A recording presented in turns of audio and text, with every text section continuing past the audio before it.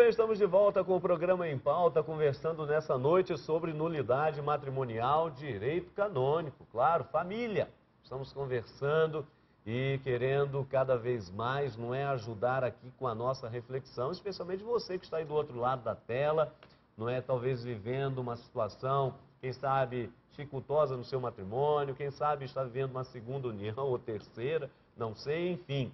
Nosso intuito aqui é ajudar, iluminar, esclarecer e nesse terceiro bloco, claro, apontar algum caminho. Até porque no final do segundo bloco a gente perguntou às pessoas nas ruas: o que você acha que o matrimônio vai acabando? Será que as pessoas conseguem viver juntas realmente para sempre? E algumas pessoas falam: não, rotina, daqui a pouco a gente se cansa e aí acaba tendo que encontrar um outro parceiro, uma outra parceira, e aí vão surgindo nomes, né? Companheiro, companheira, e assim por diante. O que você ia dizer, Frei, no comentário Não, eu do achei nosso umas povo? colocações assim até interessantes e complementares. Por Aham. exemplo, uma senhora que observou a rotina e o outro que diz a mulher, não, o homem também, deve ser conquistado todos os dias. Aham. Eu faria a seguinte observação: qualquer convívio humano, ele apresenta momentos de dificuldade. Sem A dúvida. vida não é um mar de rosas, toda, digamos, rosa brota no meio de espinhos, não há como. Isso vale na vida religiosa, na vida sacerdotal, isso vale na vida matrimonial. Nós temos que aprender a enfrentar as dificuldades. A segunda observação que eu faria é que vamos dizer assim, esse dia a dia e as dificuldades encontradas pode ser um enriquecimento para que as pessoas descubram o amor com A grande, aquele visto com os olhos de Deus, a luz da fé. Sem a luz da fé, você não vai muito longe, não. Porque realmente a atração física, alguém fez a observação, os homens dão em cima, as mulheres dão em cima, não é? A atração física, ela passa rapidamente. E, sobretudo hoje, muita mulher, muito homem turbinado. Aí chega no fim, nem se reconhece mais na mesma pessoa, né? Isso eu acho que deve se ter muito claro, é o dia a dia, e um amor significa doação, dedicação, acertar os ponteiros. Tem um movimento de casais, um ao menos, né, que se chama aí a equipe de Nossa Senhora tem o dever de sentar, todo mês o casal tem que sentar e abrir o jogo um com o outro. São certos exercícios práticos que ajudam ao amadurecimento. As dificuldades podem ajudar. Outra coisa foi interessante, esse casalzinho com a criança no braço, que profissão de amor, de fé, né? A gente fica até encantado. E seria um pouco nessa linha as minhas observações.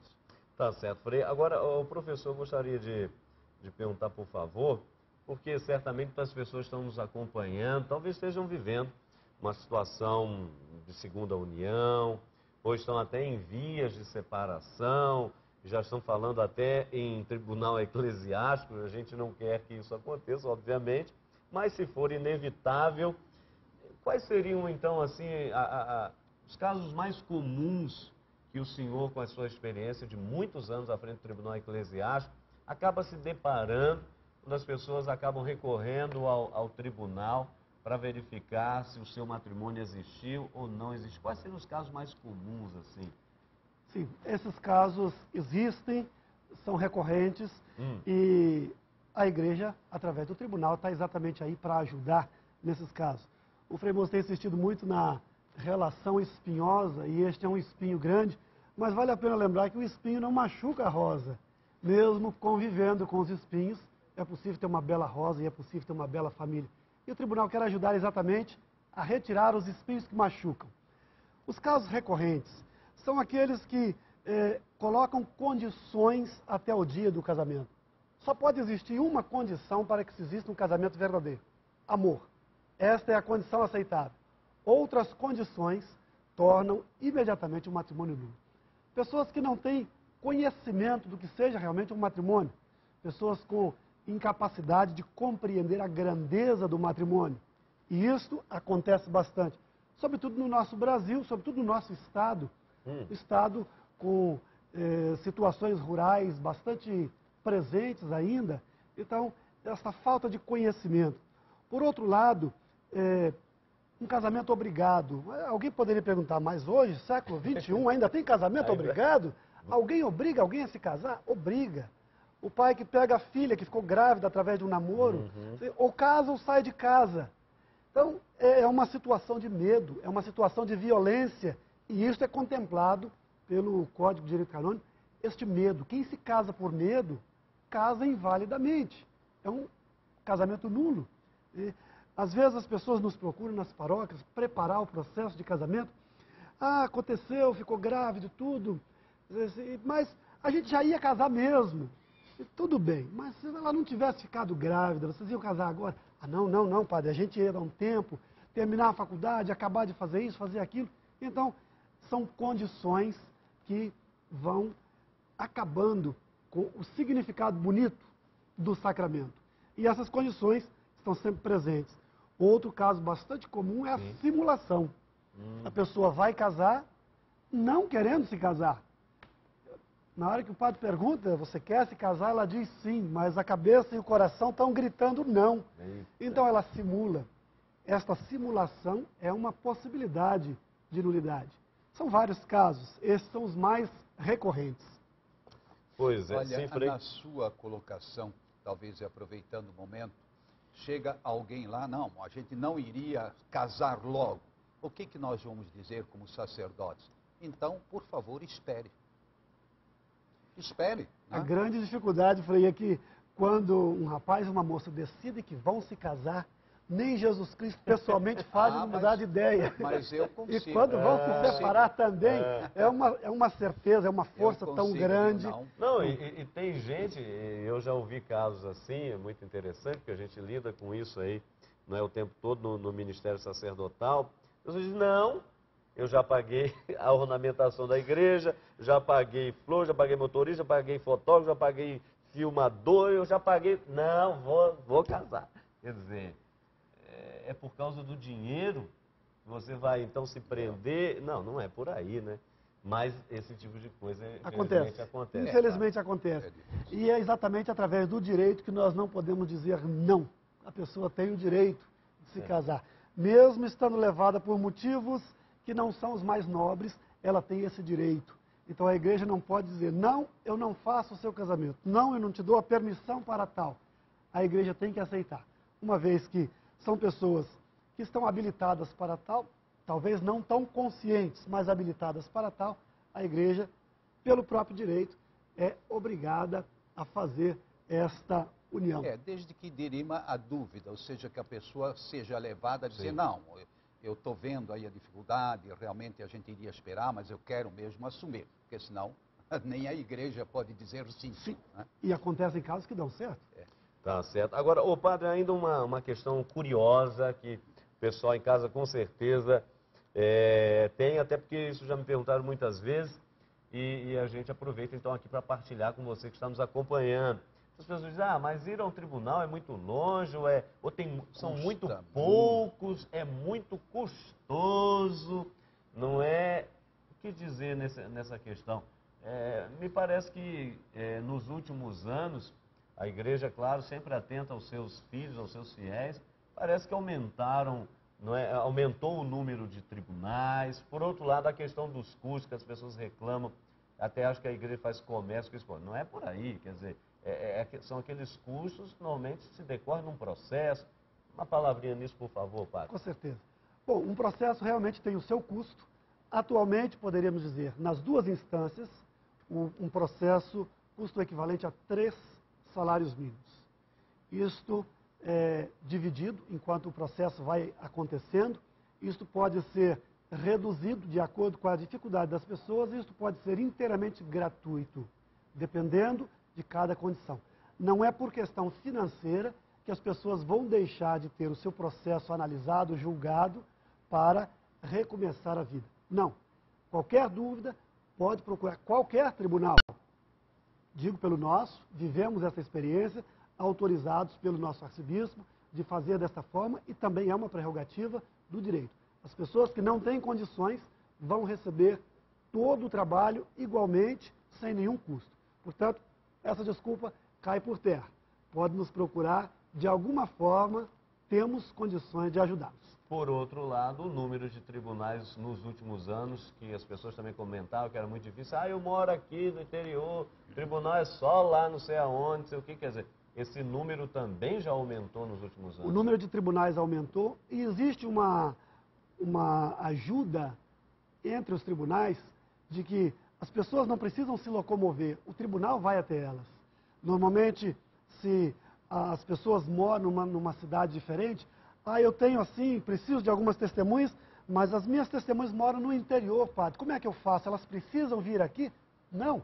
O tribunal, através do tribunal mais próximo, ou através de uma câmara auxiliar, naquele lugar, vai fazer com que a pessoa seja ouvida, remeter tudo isso ao tribunal, facilitar a vida das pessoas. Então, esta também é uma dificuldade que já foi sanada, que está sempre tranquila para ajudar as pessoas. Quero aproveitar aqui a presença do Padre Sérgio e também do Frei Moser, porque essa questão que é atual, é espinhosa, e a gente quer perguntar isso às pessoas depois ter a palavra dos dois. Você acha correto o casamento entre pessoas do mesmo sexo? Vamos ver o que as pessoas responderam. Olha, a gente não tem nada contra, ninguém tem nada contra ninguém e ninguém tem nada a ver com isso, mas, assim, a palavra de Deus, se você for olhar a palavra de Deus, Deus não permite isso não, porque Deus criou Adão e Eva. Deus não criou Adão e nem Eva, entendeu? Eu acho que cada um é cada um, mas fim dos tempos, o julgamento. Não vou dar minha opinião. Cada um na sua, né? Eu sou a favor da felicidade.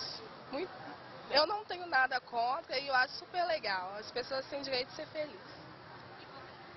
Eu também concordo. Eu acho que o importante é a felicidade de todos, entendeu? Sem nenhum preconceito.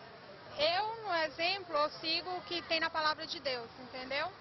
Então, eu acho o seguinte, que se Deus colocou o homem e a mulher, foi para isso, para que o homem case com a mulher, e não mulher com mulher e homem com homem. Acho feio. Tá certo. Olha, aqui rapidamente, por causa do final do nosso programa, claro, cabe aqui uma primeira distinção, acolher com misericórdia, sem sombra de dúvidas, mas cabe aqui a distinção entre união, que foi aquilo que o Supremo Tribunal Federal, nós estamos falando aqui do Tribunal da Igreja e do Tribunal Civil. O Supremo Tribunal Federal não legitimou a união de pessoas do mesmo sexo, tendo inclusive direito de herança e assim por diante. Agora, é completamente diferente do Tribunal Eclesiástico no tocante à questão do casamento, matrimônio, do sacramento. E isto não é possível ser feito, padre. Isso não é possível ser feito. E é claro, pela palavra de Deus, vamos começar no Gênesis, o primeiro livro, Deus os fez homem e mulher. E daí começa o sentido de família, o sentido de matrimônio. Respeitar as opiniões diferentes, com certeza. Aceitar as opiniões diferentes não cabe dentro da palavra de Deus. Respeito muito todos aqueles que são muçulmanos, mas nem por isso eu vou me tornar muçulmano e vou aceitar as suas normas dentro da minha fé. Respeito todos os budistas, mas não vou aceitar a sua condição, como respeitamos as opiniões diferentes, sem ter que aceitá-las. E isso tem se tornado grave. Uma oportunidade que muitos casais estão deixando de lado, os casais homossexuais, masculinos, femininos, estão querendo assumir para si o casamento. Estão querendo isso, estão forçando isso. Para a palavra de Deus, dentro da igreja, esta possibilidade não cabe. Vai ser sim, sempre respeitada, não aceita. Tá certo. Frei Moser, uma palavrinha final rápida, por favor. A palavra. Eu acho que dentro daquela linha que o senhor ia comentar a respeito do que isso que o padre acabou de mencionar, né? Os homossexuais querem pegar uma brecha que, infelizmente, os casais acabaram ou têm deixado de lado, que é o casamento, que é o ter filhos, formar família e assim por diante. Então, quer dizer, parece que nos falta realmente, como o senhor gosta de mencionar, um certo cultivo de uma espiritualidade mística, matrimonial, né? Uma palavra final, por favor. Em vez de entrar no casuísmo, pode, não pode, está certo, está errado, eu diria o seguinte, iluminados pela palavra de Deus, nós não devemos entrar na onda, não, porque hoje, não. A gente tem que procurar sempre o caminho da verdade, não só da felicidade, mas da realização. E aí começa a realização da pessoa, ela pressupõe o quê? Ela pressupõe que você assuma a sua condição, sim, mas ao mesmo tempo ela pressupõe que você ouça as interpelações da palavra de Deus. A outra consideração que eu faço muito rapidamente, nós precisamos trabalhar muito mais uma mística do amor, do matrimônio, enfim, uma mística significa um horizonte. Que beleza! Eu sempre dou os parabéns aos casais, digo que beleza, gente. Deus vos abençoe. Como Cristo esteve lá em Caná, e eu brinco, não teve só em Caná não, porque ele gostava de um vinhozinho, né? Foi a muito casamento, né? Então sejam realmente felizes. Ou seja, nós temos que incentivar esse amor. E com isso, ajudar a discernir. Quem é, mas não são tantos assim. São relativamente poucos os casos, vamos dizer, daquele estruturado. E muitas vezes é apenas entrar na onda. Então não vamos entrar na onda, vamos continuar anunciando que Deus fez homem e mulher e Deus os fez um para o outro. Tá certo. Padre, muito obrigado pela participação. Quer dizer, o matrimônio está aí, é realmente dom, mas é também uma tarefa a ser construída, não é isso? Muito obrigado. E nas dificuldades e dos espinhos, nosso Tribunal Eclesiástico em Belo Horizonte está à disposição. Sanar dúvidas, fazer perguntas, estamos à disposição. E as pessoas, inclusive, podem tanto acessar o tribunal quanto procurá-lo em que endereço? O nosso endereço é Avenida Brasil 2079. É o mesmo prédio da Cúria Diocesana. A grande maioria das pessoas conhece. Primeiro prédio da Avenida Brasil, ao lado da Praça da Liberdade. Brasil 2079. Telefone para contato 3269-3111. Estamos à disposição para ajudar. Tá certo. Padre, muito obrigado. Com certeza nós ainda vamos ter outras oportunidades de conversarmos mais sobre essa temática que é tão importante e que nos ajudou, não é muito nesta noite, com certeza. A você um grande abraço, não desista não, tem jeito, tá certo? E até a próxima sexta, se Deus quiser.